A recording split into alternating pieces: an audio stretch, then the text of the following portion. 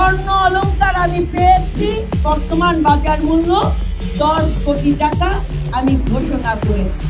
সংরক্ষিত নারী আসনে বিএনপি থেকে মনোনয়ন পাওয়া নিপুণ রায় চৌধুরীর দাখিল করা হলফনামায় 502 ভরি স্বর্ণ ও অন্যান্য মূল্যবান ধাতুর গয়নার তথ্য উঠে এসেছে।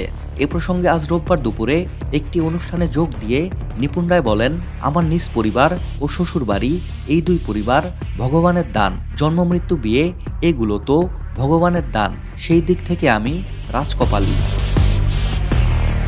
নিপুণ রায় গয়েশ্বরচন্দ্র রায়ের ছেলে, অমিতাভ রায়ের স্ত্রী এবং ঢাকা জেলা বিএনপির সাধারণ সম্পাদক।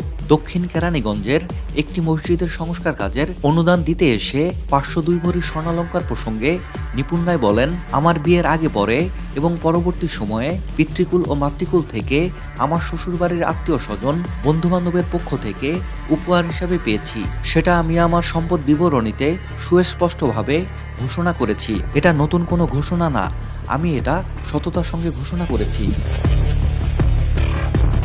নিপুণ রায় আরও বলেন, আমার একটি ফ্ল্যাট আছে, সেটি আমি ঘোষণা করেছি। আমার দুটি গাড়ি আছে, সেটি আমি ঘোষণা করেছি।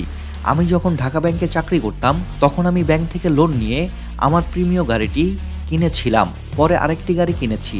আমার কার লোন 50 লাখ। এছাড়া আমার পার্সোনাল লোন আছে 20 লাখ টাকা।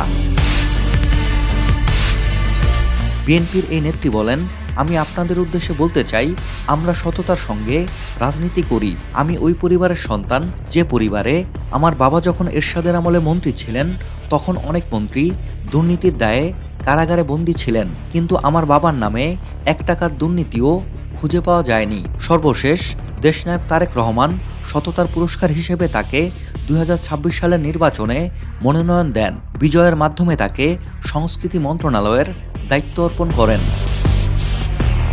নিপুণ রায় আরও বলেন, আমার শ্বশুরবাড়ির কথা যদি বলি, আমার শ্বশুর গয়েশ্বরচন্দ্র রায় দীর্ঘদিনের পরীক্ষিত রাজনৈতিক কর্মী ও নেতা।